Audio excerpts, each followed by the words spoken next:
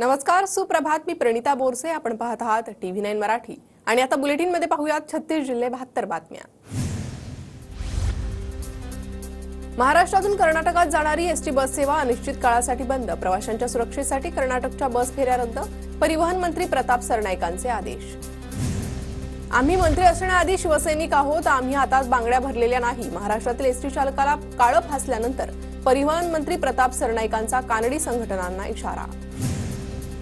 पुण्यात ठाकरे गटाच्या कार्यकर्त्यांनी कर्नाटकची बस अडवत काळं फासलं. कर्नाटकात महाराष्ट्राच्या बसला आणि चालकाला काळं फासल्यानंतर ठाकरे गट आक्रमक. ठाकरे गटाच्या कार्यकर्त्यांना पोलिसांनी ताब्यात घेतलं. छावा चित्रपटात गणोजी आणि कान्होजी शिर्केंविषयी चुकीची माहिती. चित्रपटातील चुकीच्या माहितीविषयी कायदेशीर मार्गाने कारवाई करणार. सुहास राजे शिर्के यांचा इशारा. छावा सिनेमाचे दिग्दर्शक लक्ष्मण उत्तेकर यांनी शिर्केंच्या वंशजांची माफी मागितली. चित्रपटात गणोजी शिर्केंबद्दल चुकीची माहिती दाखवल्याचा शिर्केंच्या वंशजांचा आक्षेप. तर छावा कादंबरीच्या आधारावर चित्रपट बनवल्याचं उत्तेकरांचं स्पष्टीकरण. दिग्दर्शकांनी माफी मागून चालणार नाही. दिग्दर्शकांनी वादग्रस्त मजकूर वगळावा, अन्यथा रस्त्यावर उतरू. संभाजी ब्रिगेडच्या संतोष शिंदेंची मागणी. बॉक्स ऑफिसवर छावा चित्रपट सुसाट. चित्रपटाच्या प्रदर्शनानंतर 8 दिवसात 249 कोटी रुपयांची रेकॉर्ड ब्रेक कमाई. नाशिकमधील सकल हिंदू समाजाचं आंदोलन 7 दिवसांसाठी स्थगित. काठीगल्ली परिसरातील दर्ग्यासमोर मारुती मंदिर उभारण्याचा दिला होता इशारा. महंत सुधीर दास यांना पोलिसांनी घेतलं होतं ताब्यात. राज्यात 10वी पेपर फुटी प्रकरणी एकूण 11 जणांवर कारवाई. जळगावात 3 अल्पवयीन मुलांसह झेरॉक्स दुकानदार ताब्यात. जालन्यातील केंद्र चालकासह शाळेच्या कर्मचाऱ्यांना अटक. तुळजाभवानीच्या मुख्य गाभाऱ्यासह मंदिराची पुनर्बांधणी होणार. 2 वर्ष देवीची मूर्ती दुसऱ्या ठिकाणी ठेवण्यात येणार. पुरातत्व विभागाच्या मार्गदर्शनाखाली मंदिराची नव्यानं उभारणी होणार. जीबीएस रुग्णांना सरकारी मदतीचा हात. जनआरोग्यसह पुणे महापालिकेच्या शहरी गरीब योजनेतून उपचाराचा खर्च मिळणार. आरोग्य विमा असणाऱ्यांना सरकारी योजनेतून मदत मिळणार नाही. सांगली जिल्ह्यातील जीबीएस आजाराच्या बळी. जिल्ह्यात आजारानं मृत्यू झालेल्यांचा आकडा 3 वर. सांगली शहरातील हा रुग्ण असल्यानं शहरात भीतीचं वातावरण. धुळे जिल्ह्यात यंदा मुबलक पावसामुळे गव्हाच्या लागवडीत वाढ. जिल्ह्यात तब्बल 1,25,000 हेक्टर क्षेत्रावर रब्बी हंगामाची लागवड. धुळ्याच्या साक्रीतील पिंपळनेरमध्ये हमाल मापाडी कामगार आक्रमक. हमाल मापाडी कायदा लागू करण्याची मागणी. नंदुरबारच्या सातपुड्याच्या जंगलात आदिवासी बांधवांकडून वाघांची पूजा. शेकडो वर्षांची परंपरा. नंदुरबारमधील स्थलांतर झालेले मजूर पुन्हा जिल्ह्यात परतायला सुरुवात. ऊस तोडणीसाठी गुजरात आणि इतर जिल्ह्यात स्थलांतर. मजूर जिल्ह्यात परत येत असल्यामुळे शेतीच्या कामांना वेग येणार. नंदुरबारच्या धडगाव आणि अक्कलकुवा तालुक्यातील सातपुडाच्या डोंगर रांगांमध्ये बँकेच्या शाखा सुरू होणार. बँकेच्या शाखा सुरू होणार असल्यानं आदिवासी बांधवांना शासकीय योजनेचा फायदा लवकर मिळणार. धुळ्यात प्रधानमंत्री आवास योजनेच्या दुसऱ्या टप्प्यातले 93,048 लाभार्थ्यांना घरकुल मंजुरी पत्रांचं वाटप. वितरण. मंजुरी पत्र वितरण कार्यक्रम संपन्न. जळगाव जिल्ह्यात प्रधानमंत्री आवास योजनेतील 84,454 लाभार्थ्यांना पहिला हप्ता वितरित. वस्त्रोद्योग मंत्री संजय सावकार यांच्या हस्ते लाभार्थ्यांना मंजुरी. आदेशाचे प्रातिनिधिक स्वरूपात वितरण.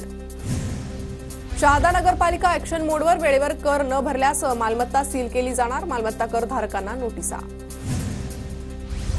जळगावच्या धरणगाव एरंडोल रस्त्यावर 2 दुचाकींची समोरासमोर धडक. अपघातात एका महिलेचा मृत्यू, 3 जण जखमी.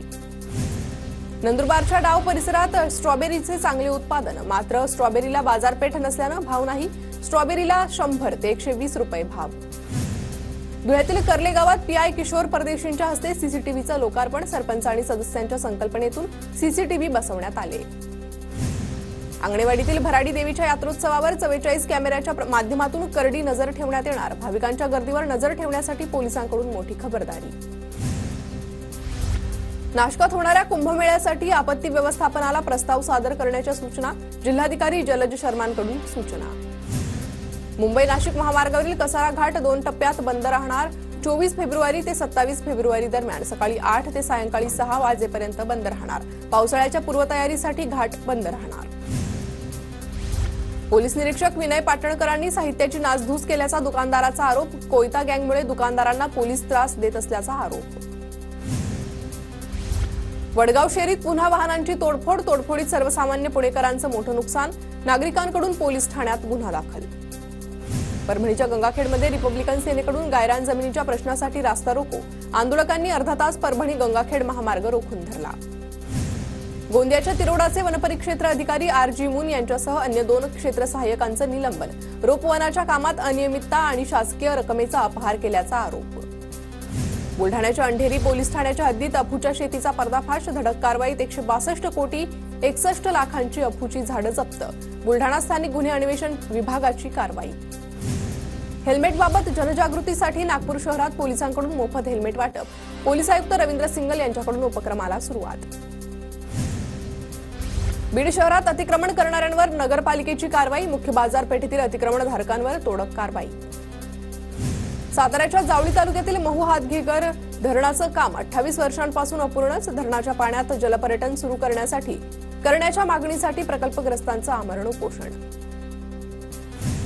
बुलढाणा शहरात तब्बल 8 दिवसांनंतर पाणीपुरवठा सुरळीत, जिल्ह्यातील धरणांमध्ये मुबलक पाणीसाठा, तरीही शहरात पाणी टंचाई.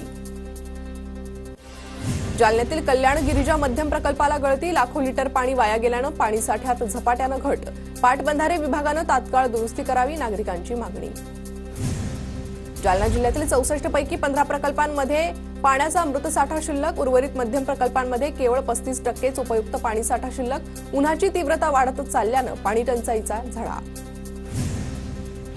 कोल्हापुरात आलेल्या विधायक रेड्याची सर्वत्र चर्चा, भीमा कृषी प्रदर्शनात विधायक रेडा आकर्षणाचा केंद्रबिंदू. शिर्डीत परवानधारक रिक्षा चालकांनाच रिक्षा चालवता येणार, चालकाकडे ड्रेस बॅच बिल्ला असणं बंधनकारक, शिर्डी वाहतूक शाखेकडून रिक्षा चालकांना सूचना. नाशिकच्या निफाडमध्ये चोरट्यांचा द्राक्ष बागेवर डल्ला, चोरट्यांकडून अंदाजे 70 ते 80 क्विंटल द्राक्षांची चोरी, द्राक्ष उत्पादक शेतकऱ्याचं 4.5 ते 5 लाखांचं नुकसान. पिंपरी चिंचवड अंमली पदार्थ विरोधी पथकाची धडक कारवाई, गांजा तस्करी करणाऱ्या एका महिलेसह 3 जणांना अटक, 4 चाकी वाहनासह 96 किलो गांजा जप्त. गोंदिया जिल्ह्यात RTE अंतर्गत शाळांमध्ये प्रवेशासाठी पहिली सोडत पार पडली. पहिल्या सोडतीत 986 विद्यार्थ्यांची निवड, जिल्ह्यातील 128 शाळांमधील 1011 जागांसाठी 3304 अर्ज. पुण्याच्या आंबेगावमधील लांडेवाडीत शालेय विद्यार्थ्यांसाठी एरो मॉडेलिंग शोचं आयोजन, या कार्यक्रमात भारतीय वायुसेनेतील राफेल, तेजस, तेसज, सुखोई 30 आणि मिराज या लढाई विमानांची प्रात्यक्षिकं दाखवण्यात आली.